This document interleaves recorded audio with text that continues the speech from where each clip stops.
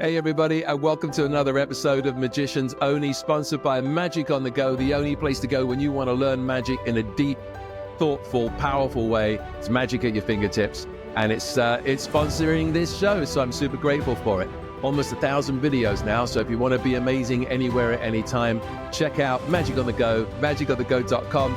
I am thrilled to welcome to this show a magician who I've been aware of ever since I came to America, 1980 something, when I first arrived in LA. This gentleman has done it all, and he also it has been the guy that everybody wanted to be. And I'll explain that, but from some earlier conversations that he and I have had, this chap and I, we kind of both agree that magic is in a place right now where it can go kind of one of two ways, and magicians, or present-day magicians, have not had the opportunity or the experience to learn how to do a show in front of a real audience where you have to go out, you have to grab their attention, and you have to be aware of so many different things and deal with so many different things. There just aren't those places around anymore. So for magic to grow and to be loved and to really work these days, this is the stuff that we need to talk about.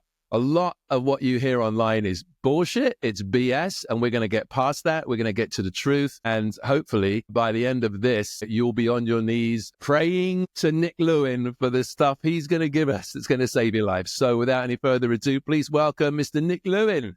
Nick. Wow. Thank you. I'm very honored with that. And I'm wearing my Magic Castle 60-year T-shirt for you. Oh, my I see God. You're still undercover investigating leads. No one knows I'm here. I'm dodging the mic. Street people in that outfit. It's just really cold in Toronto right now, so I could have the heat on, but then it'd get really warm in my little studio. I'm still kind of putting my studio together. But so what do you think about this with the back wall? I found this in the garage. I forgot I had this. Isn't that amazing? Love it. Yeah. I love it. Isn't that a great picture? I thought that'd be an amazing background. It's a little shiny, but yeah, from my old place in LA. Anyway, so here we are. We had a great time on your platform talking to your group. Why don't we just mention what that is at the very beginning? Site. I've just edited it and we'll be sending you a copy today. So it's amazing. Feel free to put it up, because I was shocked editing. There was some great stuff in that. Right? I'm re-looking at the card work, the stuff Howard taught, just his work on the twisting the aces and Vernon's handling, why it was, we've all wondered about that, shuffle thing. But that just made sense. It's great, and when people... You were wonderful, too. It was a great team we had. It was. Who was it? It was me. It was Ackerman. It was you. It was Howard Hamburg. We also had a little Ross Johnson in there for a minute. Yes. Mentalist. And we had Jason England. And so guys, people who are watching this is a kind of an online masterclass conversation that we had with Nick through his portal, through his shop, through his network. And for those of you who are members of Magic on the Go, it will be on Magic on the Go, and you will get to watch it thanks to Nick. He's given me a copy of it, so that will be there. And I'm sending you a copy to post there. I have a wonderful card stab. There's a million card stabs. I really like this one. It was a pet thing, so I'm going to donate that to... I think it's wonderful that you're building up a collective body of work like that. And I can totally relate, because I'm pretty much retired at this point. But all I wanted to do was to upload everything I knew. Every single trick I've made a living with over the years, we have now released correctly, with the right words, the right things, and I'm very proud of that. Which is what you've done with your site, with the experience and just working it in front of thousands and thousands of shows. And that's what I think is missing nowadays. With a lot of the magic that's available, it's fast. It's what I call porn star magic. It's just like it's the money shot at the end, and then they walk away, and then there's nothing. There's no substance to it. And you're not going to fill 90 minutes in front of an audience with a bunch of flap cards. So, that's a good topic, and I've been just gossiping away. But actually, I want to, this concept, the number one thing that makes you a good magician is stage time. It's not rehearsal time, because you can have great rehearsals and everything falls apart in the show.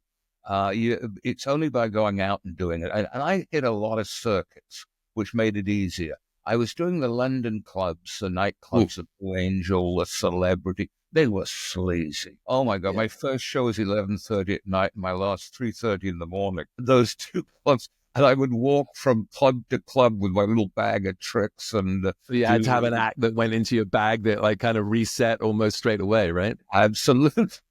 So Yes. it was really, that was the first one. Then I arrived at the castle and Hold 70. on, before we get to the castle, I got to let's just stay in London for a second because this was the time. I'm assuming 70s, 80s, right? When No, did you get to the castle? is early 60s, early 70s. So this was swinging London. This was where nightclubs and cabaret and Soho was booming, wasn't it? I mean, it wasn't really vaudeville anymore, but it was you had to go out on a dance floor after a bunch of dancers and do a show, and it had to be tight. You had to grab everyone's attention. You had to be able to get on and off without leaving a mess. Yeah. Well, that you've hit there. One of the things that I see that worries me is what a mess people leave on stage. And I'm I guilty mean, of that. I keep on trying. with my props for a 1 hour show. Yeah. I've got my jumping stool. I put my case on it. And at the end, I pick the case up. The stool jumps up. You hold them out like this in an applause point. You walk off stage and nobody's touched your props but you. And I think those are the sort of things I've learned. I remember Roy Johnson. Roy was a big influence on me. Loved his books. And Yeah. he said something I thought was profoundly correct, that it doesn't matter how long you take preparing a trick at home, providing you can just open it and do it when you're on the road. He says the home time doesn't count. And he's absolutely right in that. The more you can do in advance, I literally walk out, I have everything. It takes me about 5 minutes to set the props when I get to the gig. That's amazing. Yeah, that's fantastic. And then, so when you were doing London and you were doing what was the equivalent of like back in the old time musical days where they would do 8 minutes at one theater and then run across London and do 8 minutes at another theater. And you had to have pretty much instant reset, right? I mean, there had to be very little time between the tricks. Absolutely. It's reset. So that can be, in Vegas, I had a show and Johnny Thompson filled in for me for a couple of days. Yeah. And, it'll be fun. And he did it. And, it was, I was off doing a corporate gig and we're at a party a while later and Johnny was saying, "Oh, Nick, the most difficult job I've ever done. 2 hours shows, 45 minutes to reset the props. How can I reset the props in 5 minutes?" And Pam, cutting to the chase, said, "John, you didn't set any props. I set the props. You went out to the parking lot and smoked pot." And well, that's true. But that too was stressful. We wish we could all have a Pam Thompson. God. We'll get to Vegas because I have a lot of questions for you about Vegas. That was, you were in Vegas when Vegas was Vegas. Like, I like to think that was round about the end of when Vegas was Vegas and before the corporations really took over. But back to London just for a second. I know that, okay, so because I did the working men's clubs and, as you know, these are the places where you show up and they're throwing fruit before you even get to the mic. So, and there was a magician who was complaining on Facebook recently about how he was on stage and somebody said something rude. And I was like, holy fuck, you should understand the shit that we've had to deal with. And I mean, admittedly, in England, you have the right to heckle back. It's an art form. It's a tradition. I think in America, maybe everyone's a bit more sensitive. It makes it harder. It doesn't matter what someone yells at you. Get drunk. Then the sensitivity goes out the window. Right, yeah, and then they're just, and then they're assholes. But I never did the northern clubs, and I did the London nightclubs. And in terms of putting the act together, there was a lot of talent contests, like conservative clubs. They would have, and you'd go and you'd get your stage time. You'd never win. There was no way, a 20 or 19-year-old magician was. They had regulars who were wonderful. There's one guy who was military, and he pretty much wore his uniform, and he was missing an arm, and he played patriotic songs with one hand on the piano. He always won. I mean, he'd win Britain's Got Talent. I think he actually did win Britain's Got Talent at one point, didn't he? Yeah. It was exactly. It wasn't a lot. And I did my first cruise, and I Yeah. worked and I went out to Australia. I fell in love with Australia. Then I came back and did some more. The cruise work was pretty inviting because when I was there, I was fighting with everybody for a show because there wasn't that much work around when it came right down to it. There wasn't much money around, let's put it that way. It was a pretty economically desolate time there. In the 60s and 70s in London, you mean? Yeah, Yeah. very much so. And at that point, everything was tribute bands. I sort of putting myself out as a Nick Lewin tribute. There you go. So that might have worked. There was somebody who did a Ken Brooke act. He did Ken's act, and he called himself Nick Lewin, which I thought was amazing. Okay. We'll get to Ken Brook because I know he was a very important mentor to you. It was for those who don't know, Ken Brook was somebody I think who changed the face of comedy magic, and certainly he was a dealer of magic in London and in England, but also was one of the first people to do really good instructions on tricks and talk about how to present it and really help people. And I learned a lot from him, from his writings. I never met the guy, but he kind of invented the style of comedy magic that we see with Paul Daniels and Nick, and a lot of comedy guys kind of owe him, I think, a huge favor. But so you're in London, and here's what I want to get to because it'd be so easy just to kind of like talk about your career, and we'll do it kind of in fusion with this. But we were talking about how there are certain rooms that magicians are faced to work that are next to impossible. And you made this very bold claim. You said, I can make any room work. It is an art form in itself to be able to show up to an event for a private gig and not be like, oh, I can't do this. The audience is an L-shaped room. How the hell am I? And to just make the client happy and do the job. Because I tell you why I'm really thinking about this. There's a cruise line right now that is asking their entertainers, especially magicians and comedians, to work a supper club where food is being served the whole time. And we know that's because you've got a knife and fork in your hands, you can't clap. You've got food in your mouth, you can't laugh. If you do, you might choke. I think it's a choking hazard. I don't think it's a great experience for the entertainers or the audience, but you have to try and make it work, And so it goes through phases like that. Ken was a great mentor of mine. He taught me an act. Ken, for some reason, always said, Nicky, you're going to be a magician. You're going to do well. And I was one of his, kind of shining. Paul was still working in the grocery store at that point, doing the accounts for his parents. Paul Daniels working clubs, but I mean, we were all in that. But Ken taught me a full act, a beginning, an ending, the stuff in the middle. And of the things I found fascinating that Ken taught me, he taught me about the linkage. And that was the term he always used. And that is the element that keeps the act flowing. Most magicians who don't have the stage time, they do a trick, they stop, then they do another trick.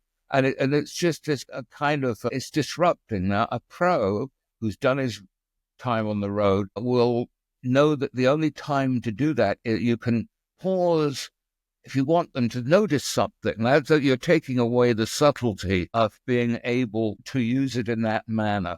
So Ken was very, very good about that. I learned the paper balls overhead electric chair routine from him, which feature of my act for decades, of the multiplying bottles. He said, Nicky, you'll always have a great opener, a great closer if you have this trick. And it still is. It's a great trick, yeah. Then a spot card, linking rings. He taught me his version of the linking rings, which he managed to do without ever mentioning that 90% of it was Di Vernon's Symphony of the Rings. It was maybe not the best at accrediting swats. I think I have a video of him. There was some stuff that Harry Stanley's Unique Magic Studio put out. They were the first people to put out video catalogs. And so there's all this stuff of Ken demonstrating tricks that he was selling. Well, I think did that get released by Martin Breeze? Yeah. Visions of Ken Brook.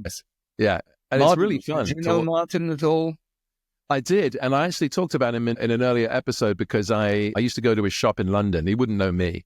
But I remember getting like the Paul Harris Vanishing Deck and the first Mollica wallet when it first came out and some Max Maven stuff. But years later, I wanted to get the rights to a book called The Gourmet Detective.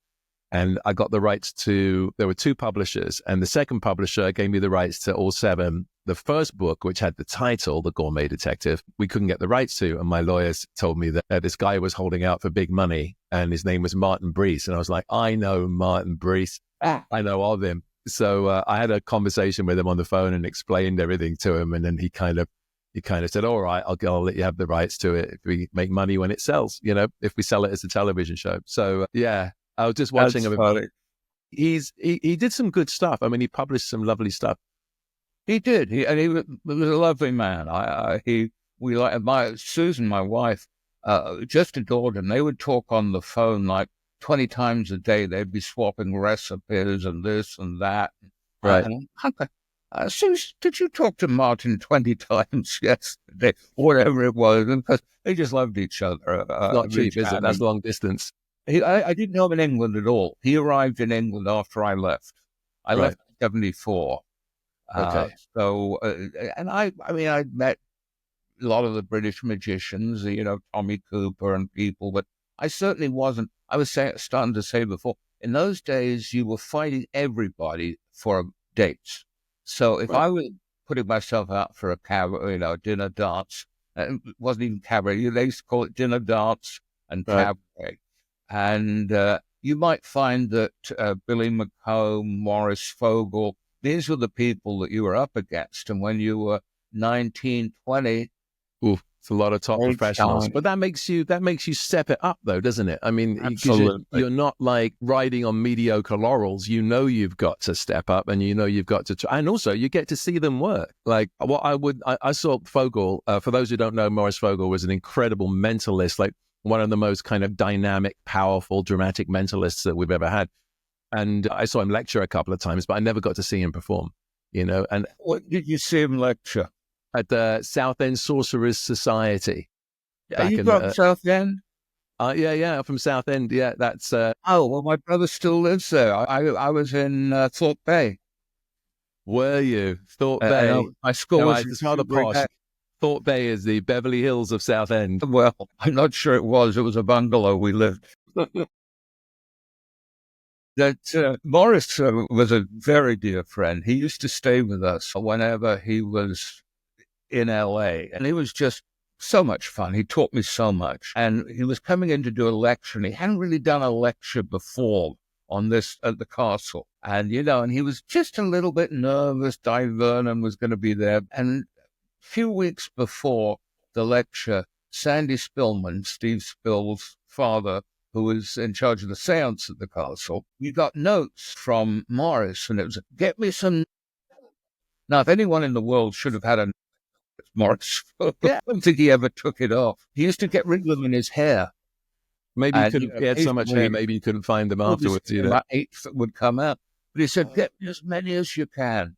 And okay, so we both got a bunch. We went around the magic stores, and Morris was staying with us, getting ready for the lecture. And I said, well, what are you going to do? What tricks are you going to teach? Oh, I'm not teaching anything. And I said, you're not? What are you doing in the lecture? Well, I've got a few ideas. And so we went down, and it was before the castle had lectures there. It was at the old Maskers Club down the street, and I was there, took Morris in, and I'm just wondering what he's going to do. And he came up with this, though I have a bit of paper, no, this will do. He came up with this technique to show them where he'd say, now if you write with your like that, that's no good because they see the hand that's doing. He said, learn to write. It's just as easy with the left hand. And then he'd take the bank index card and he'd say, look, see, it's on there, boom, boom, boom, pass it over like just in a minute. I mean, just like that. And people go, oh, my God. Vernon almost fell off the chair with this one. Yeah. But listen, Fogel was like, to be a mentalist at that time and to go out there and get an audience's attention and to hold their attention. This is what I mean about like, okay, so there's 3 things, right? 1 is like making the room work when you get there. 2 is how you open. And 3 is how you close, right? Probably the most important thing is the last thing you do because it's how they remember everything that you've done. So let's say when you arrive at a venue, when you see a room and it's not perfect, how do you make that work for you? Well, I look for the best place to be, which is quite often not the place they have allotted you to perform in the room. Right. So I always keep a little look around before I go in. Yeah. And the ones that really worry you are when you're doing a corporate gig and they have a dance floor in front of you. I always found that the most difficult because you just got this moat of silence around you throughout. Yeah, it's this energy suck, So right? Yeah, black hole. I would come down and work on the floor, right on the floor, not on the stage, so I could be right in the crowd. I've always thought it was very important to really interact with the crowd, but not necessarily to bring everybody up on stage, because Right. I watch some videos, and I've worked with some people on their act, whatever, and they just have trick after trick after trick where they bring people up on stage. I'm not talking about David Copperfield. Yeah, that lets the energy go out a every lot of time the you're show bringing is someone there. up, right? Every time you're bringing somebody up, the energy the flow kind of goes a little bit. Well, I used to bring up one person one time in the act, and I did that piece, but I would go into the audience, and it's something that is quite easily done. Get them to focus a little bit of light so you have a mini working spot in the audience. And if you can just get one special coming down on you, you can be in the audience. You're standing there sitting. I mean, again, of course, you have to judge where you are, but that's very effective. And sometimes you used to have banquet rooms which just had those like lights coming down from. They were just so underwhelming. I The would use worst. it as well as I would move into that and do the trick in the different places. So that's how I would do it. I'll tell you a funny story. When you say I can work, and I do, and I don't stop shows. I was working at the Riviera in Vegas, the late Riviera. Oh yeah, I've done that one. It'd be interesting if we worked for the same guy. Tell me. Steve? Tripper. Oh, yeah. All right, we'll talk about him in a minute. Yeah, he's awesome. He's been texting with Susan. Why does Susan text with everyone? I know, because She's awesome. When you're sleeping. But it was who was texting. So Stripper. So you're at the Riviera. Steve. And, Steve wasn't, I mean, if you don't know him, he was the bodyguard in and gangster in The Sopranos. And when I first met him, he was he was a bouncer at the old Shark Club. And then he ran this comedy room. And you didn't mess with Steve. I mean, No, you didn't. I always think, Steve, he was a lovely guy, but you were like, he was Vegas. And I remember I showed up to do that. I was middling. I was the middle act. And he's like, you're going to go on stage. You're going to do 15 minutes. You don't do any more. And I made some crack, and the other comedians were standing behind him, and they were like, no, His thing I love about Steve is his idea of negotiation was, I'm going to pay you $3,000 for the week. And I'd be like, well, I was hoping to get more like $5,000. And he'd be like, why? Why?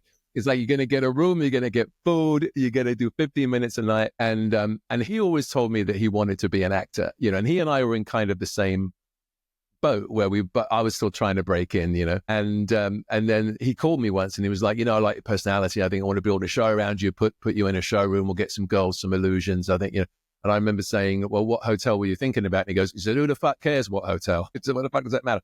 So I said, I can't, because I can't leave LA. I just, I feel like Vegas can be a bit of a cruise ship in the desert. And so, years later, it is, right? I mean, you're kind of like isolated and that becomes your world.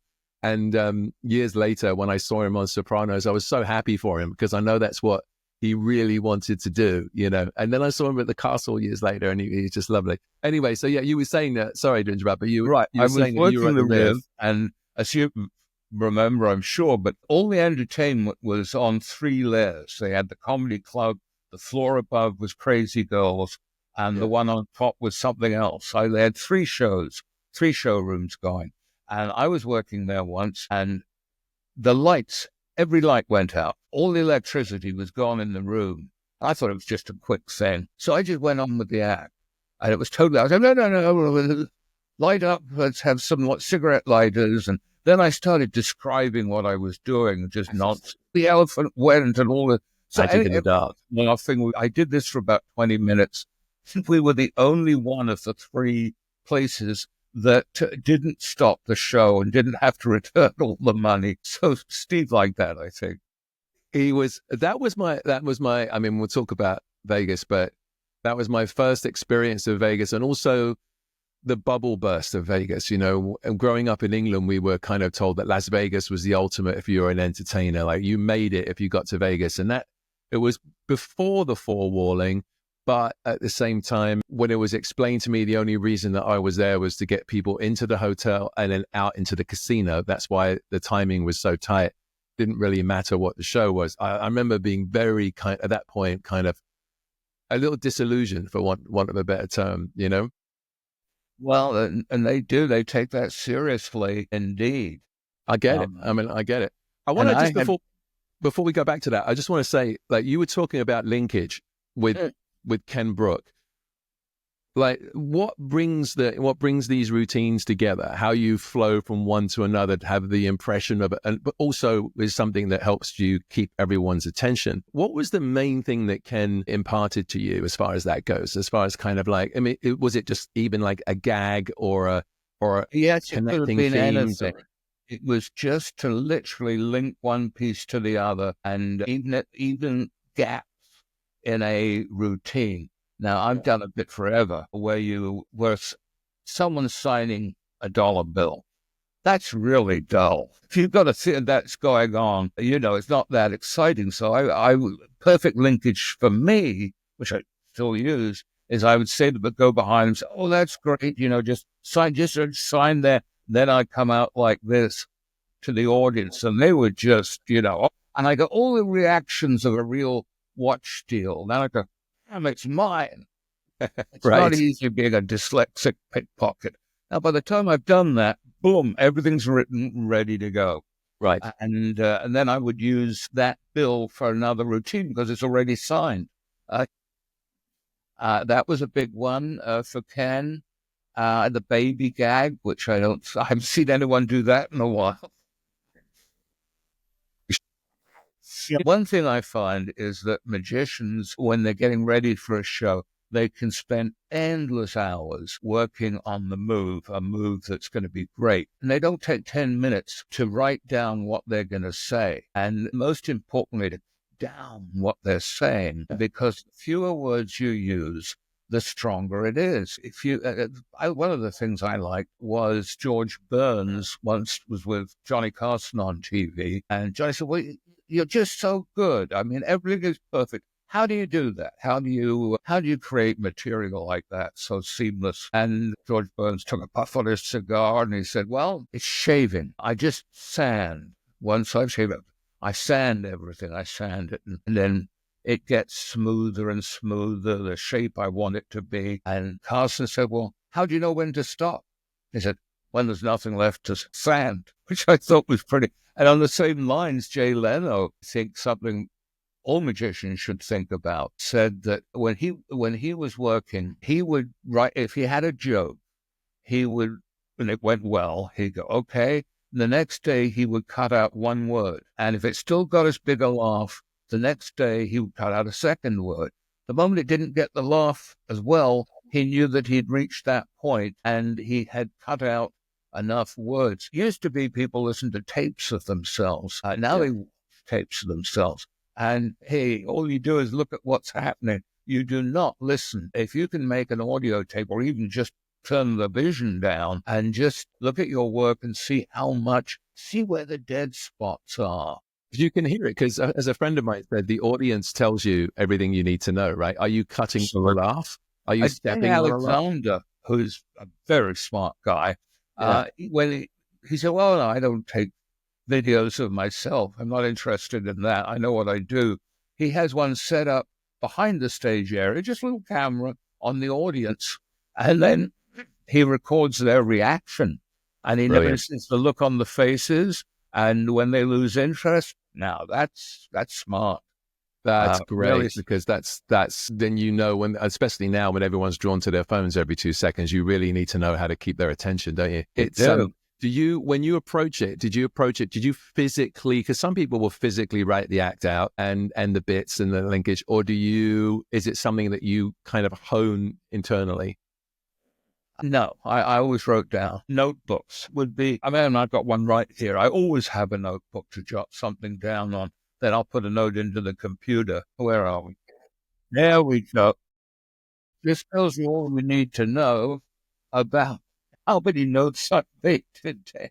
I've got a notebook here. This is There you one of go. mine from way back, right? Well, and I used to, one thing that I did that I still think is useful, if I was starting in the business now or wanting to improve, I used to, when I worked out the openers and the closers, I would put everything on an index card. Now, I know most magicians these days, oh, I can do it on the computer, I can do it on Excel. No, that's not what this is about. You write it on, and at the beginning, you write the name of the trick, and then you put in the corner opener, closer, middle. Then you make a note. Do you bring people up from the audience? Is it a card trick? And you write all these notes on it, and then you kind of shuffle. It's like playing a sort of a mystical tarot thing. And you just go, it's the tactile feel. I mean, Yeah. computers are great, but, I love computers. But There's a fusion of that. There's a version of that I did where I applied because I do a lot of screenwriting. And a friend of mine, Paul Chart, he basically taught me to color code the scenes on index cards. So you can see whether it's comedy, drama, if it's exposition and all the rest of it. So my opening tricks are all red. My audience participation tricks are green, but they're orange if they're with cards. So I can see if I have too many card tricks. there you go. My closes are on yellow. So in actual fact, what you could do, and I think this is kind of an interesting experiment, maybe this is where you were going with it, but you mix all the cards together and then you take one opener, one middle, and one closer, and now you've got to make that work. Do you know what I mean? That's your act for the night. Figure out how to connect the tissue and make it work. That's exactly right. And then the cards were very useful, the color coding. That was Billy McComb. He used to have a calendar and everything was color coded, little marks on it. And that's what broke up his marriage because his wife discovered what the blue lettering meant. Did you know Billy well? I'm sure you. I do Billy very well. There are times when I wish, and I'm so glad I'm doing this now, because there were people I knew when I was younger that I wished I'd asked more questions. Billy was one of those guys who was so connected to the past. One of my friends in Southend was Jimmy Rogers. Did you ever know Jimmy? Jimmy Rogers, no.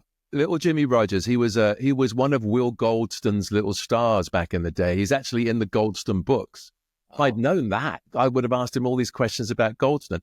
If you go on the British Pathé newsreel site, there's 2 videos of his acts, one of which is a dove act, one of which is a drunk act, which is very interesting. And he's great. He's great. Jimmy was someone who was so connected to the golden age. I wish I could have asked him more questions. Did you ever know, and this is something I always wanted to ask Billy, and I don't know if you ever talked to him about it, Billy O'Connor. Did you guys ever discuss Billy O'Connor and his 52 assistants? The fact that he had a 12, 15-minute card act? In passing, I knew the name, and I don't think Billy was particularly in favor of like a one card a show. He was very much old school in setting it up. But I do remember him mentioning the name.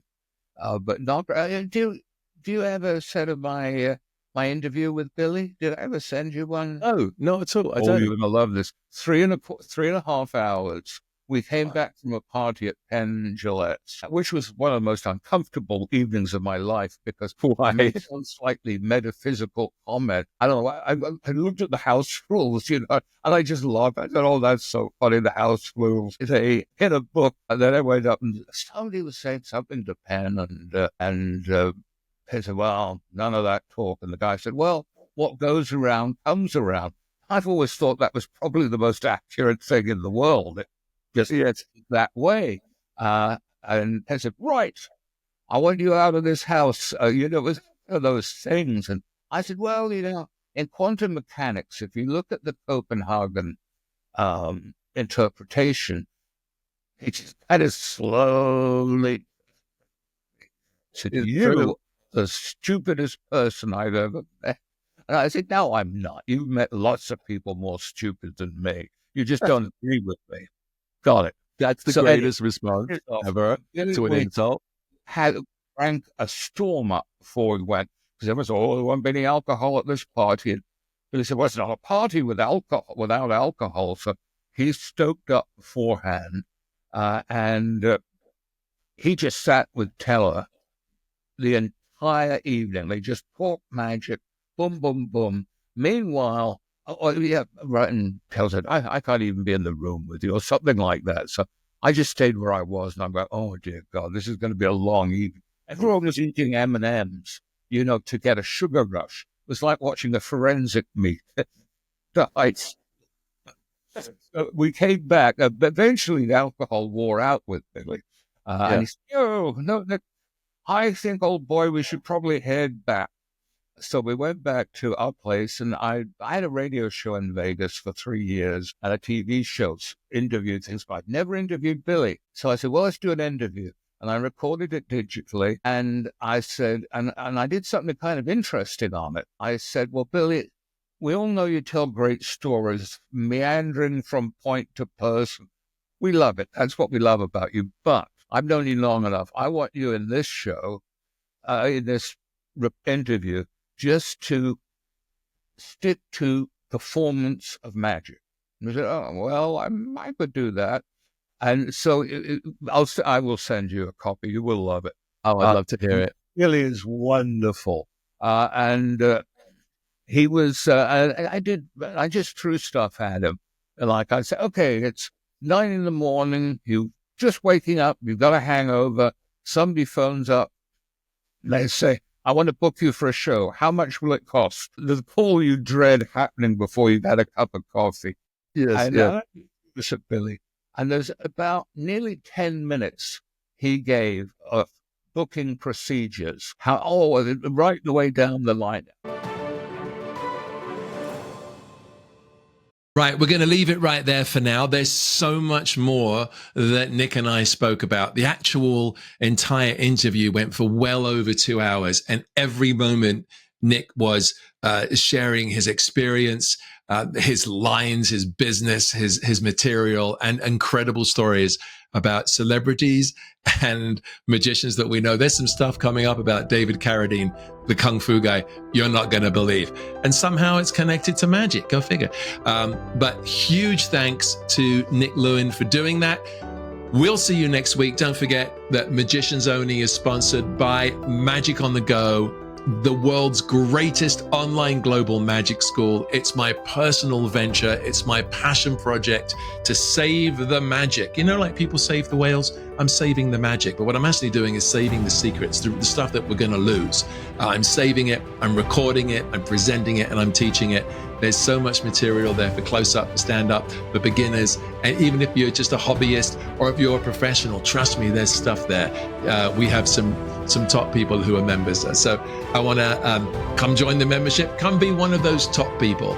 So Magic on the Go at magiconthego.com. I will see you. I think we're going to have to divide this into at least 3 episodes, this conversation with Nick, because there's just too much gold. So much love from me, Steve Valentine, to you, and I will see you on the next one. Bye.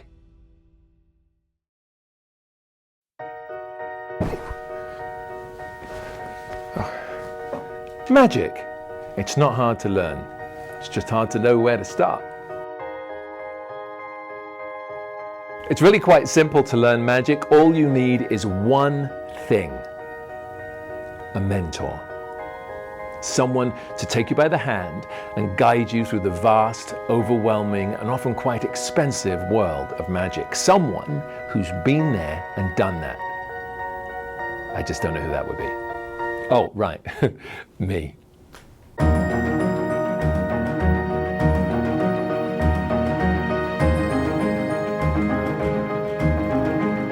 I think the best way to learn anything is by seeing and then doing. And that's why I created Magic on the Go, an online, ever-growing visual master course in magic. So much to sink your teeth into. Hundreds of videos on every topic and for every skill level, and new tricks and lectures uploaded every month.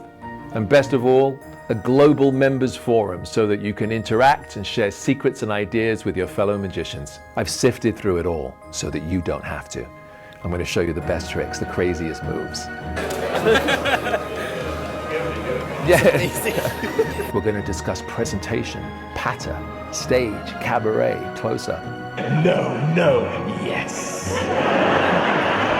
I'm going to help you avoid the pitfalls with hand-picked material and specially designed playlists mixed with new tricks and lectures every month, not to mention interviews with some of the world's greatest magicians, all instantly available on your phone, your tablet, or your computer. So let's learn together. Magic on the go. I'll see you on the inside.